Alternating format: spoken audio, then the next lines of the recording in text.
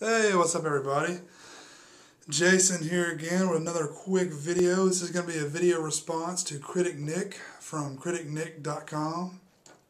And yeah man, I just watched your video on your top films for 2010 and I just want to go ahead and put up a quick response to that. And you really surprised me with some of your picks. You had some wild cards thrown in there, especially with Winter's Bone. You had picked it at number 1, I think. Yeah, I was kind of shocked at that. Strangely enough, I just watched that film this past weekend, and I really enjoyed it.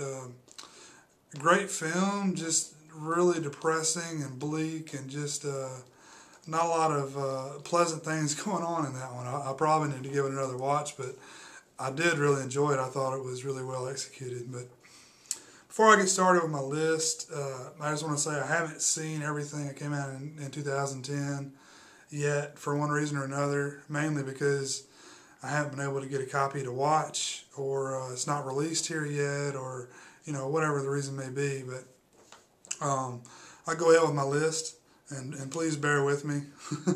But yeah, my number 10 pick is the film Easy A, and that's a comedy starring Emma Stone, and you probably remember her from Zombieland and Superbad and a few other films that have came out here recently. I think she recently hosted Saturday Night Live as well, so you may have seen her on there. But yeah, this is a pretty cool flick. I was really surprised. I recently saw this one as well. I was surprised. She did a really good job. She was I think she may turn out to be a decent comedic actress, which is kind of hard to find these days. But I was surprised. This is kind of a cheesy a dramedy, I guess you call it, but it's kind of self-aware of what it is. So I don't know. I had a lot of fun with it. It was a fun watch. I'd recommend you checking it out. Number 9 is The Edge of Darkness, and that's the Mel Gibson revenge flick. A lot of you guys may have seen that one. A lot of you may not have seen it because you're boycotting Mel Gibson right now or whatever. But yeah, I enjoyed that one. I had a lot of fun with it. Mel Gibson's a great revenge movie actor. Seems like he's got a lot of revenge movies out there. So that's on my list is number 9. And number 8, I have Dinner for Schmucks, and that's the comedy starring Steve Carell and Paul Rudd. And I caught that one in the theater. I think it just came out on DVD Tuesday of this week, so I'm probably going to pick that one up on Blu-ray as well. But I had a lot of fun with it, and I'm looking forward to watching it again. Number 7 is Toy Story 3, and I like about half of the Pixar films. I don't like them all. A lot of them are a little too childish and too, I don't know, I guess cliche for me, but a lot of them do really hit home and are heartwarming films, and I thought this was one of those. Now, I haven't seen the first 2 Toy Stories, so I was kind of in the dark on that, but I know the basic storyline. But I saw this one, and I enjoyed it. It was a decent watch, fun for the whole family, which is hard to find these days, something that's appropriate for the kids but can still be enjoyable for the parents, which I think a lot of the Pixar films are like that. But so that's a cool aspect of it. You can pop it in, watch it with your kids, and not be completely bored. And number 6, I have Shutter Island. This is 2010 is kind of like the year for Leo, yeah, Leonardo DiCaprio, Mark Ruffalo, Martin Scorsese joint.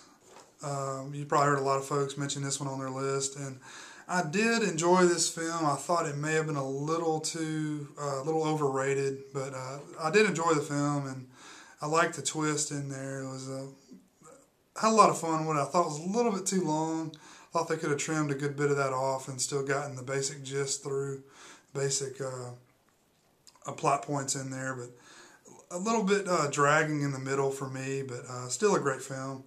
Classic Scorsese.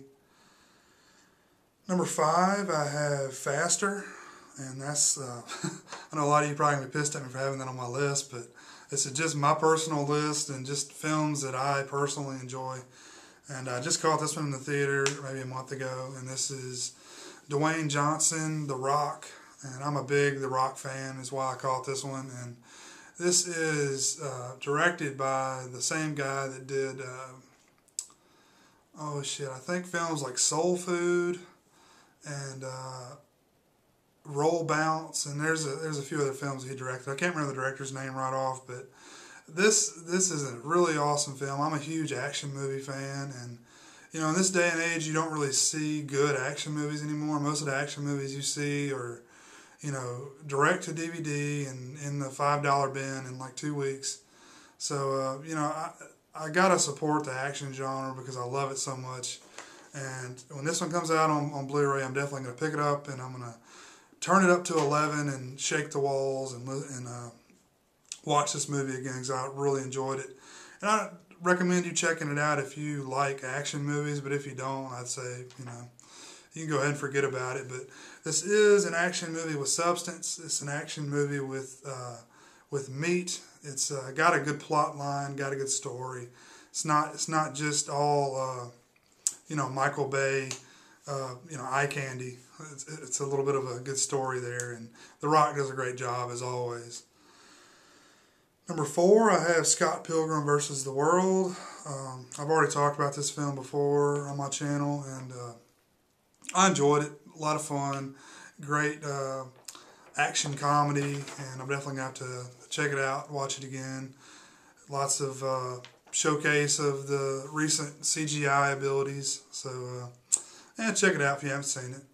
Number 3, I have Inception, and I know Inception is going to be the number 1 pick of a lot of people. And this is another film that showcases the greatness of CGI, but yeah, you know, I liked Inception a lot.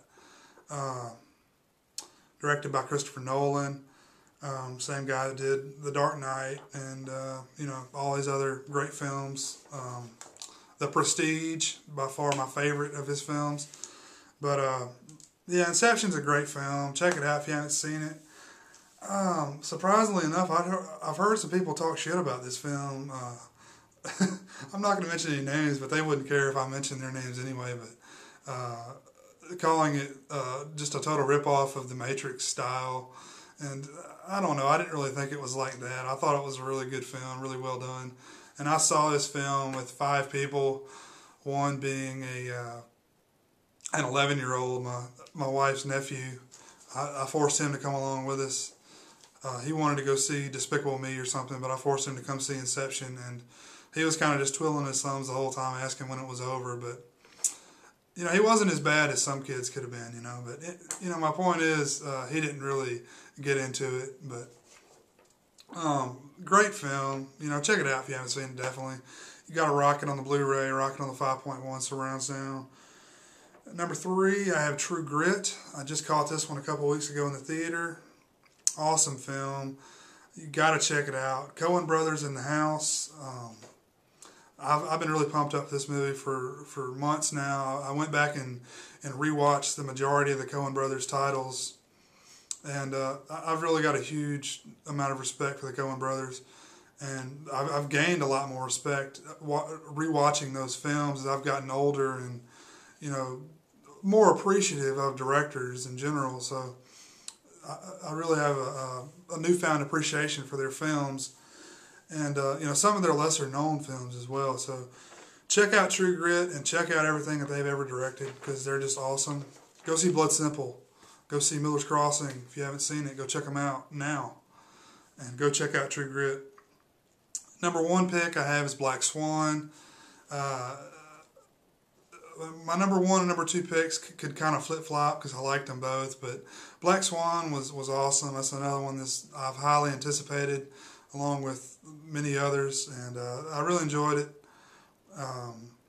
What else can you say? Everybody's talking about Black Swan right now, but check it out when it finally gets a fucking release in like February or something like that. I think it gets a wide release, so check it out when you can. And that's been my list. 2010, kind of a lackluster year in the world of film, but I'm sure there's a lot of films that are going to come out on DVD that I'll probably enjoy. I'm looking forward to The Town. I hear everybody saying that one's good, and I'm becoming a fan of Ben Affleck as a director. I never thought I would say that, but I'm looking forward to watching The Town.